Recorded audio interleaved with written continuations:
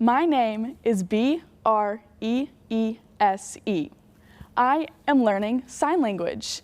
I love it. I want to keep learning to become fluent in sign language. I decided to try and learn sign language to better understand the people that use ASL or American Sign Language as their main way of communication.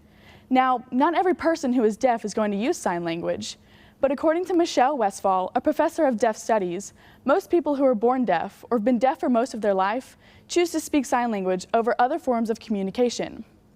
Because ASL is not a class that is taught in most schools like, say, Spanish or French, I turned to the internet to help me out. Fortunately, I discovered that there are thousands of YouTube videos, online classes, tutors, and even online translations to help me learn ASL. So I found some highly reviewed YouTube videos of simple signing for beginners and started my journey learning ASL. I had no idea what I was getting myself into, and I quickly realized that sign language is just as complex and detailed as any other language. That doesn't mean it wasn't fun for me to learn. I enjoyed sitting down on my computer, watching the same video 10 times, and practicing the same 15 signs over and over again. I did this so that eventually I could look away from the screen and sign the words as the video was saying them.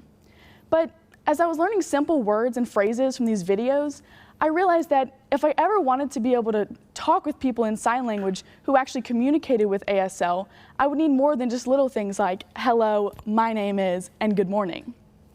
I want to one day be able to go out in public, and if I see a person signing, maybe I could talk with them and carry a conversation in sign language.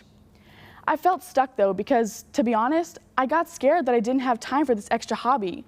Between school, sports, friends, and family, the last thing I wanted was to have more work, more hobbies, more things to do. I would try to squeeze in time for learning new signs, but it got to where even as I was trying to learn something new, I had already forgotten the old signs from 4 days ago. I would never be able to really learn sign language if I didn't have the time to devote to it. I even started thinking to myself, well, I'm not hearing impaired, so I don't need sign language, and I doubted if I wanted to keep going. At this point, I had to remember why I wanted to learn ASL in the first place. I thought back to when my aunt, who was a retired director for the North Carolina School for the Deaf, told me about children who couldn't make friends very easily in their public school because they didn't have a way to talk with the other students. So what happens when you have a child who is born hard of hearing or even completely deaf? What happens when your child doesn't want to leave the house because they can't talk with anyone in their classes, their teachers, or people at the playground? What if that was you? What if you grew up feeling isolated and alone just because you didn't communicate the same as the people around you? I decided to keep pushing on because I knew that I wanted to be able to reach out and share a conversation with people who use ASL. So what if more than just a few people here and there started to learn sign language? That would mean that 466 million people across the world would have a much larger pool of people to communicate with. And even just starting small will make a large impact, and as more dominoes fall, a child with deafness might not have to be scared to go to school because people will be able to sign to them and understand them. One step that's already been taken towards this goal is through hearing aids and cochlear implants.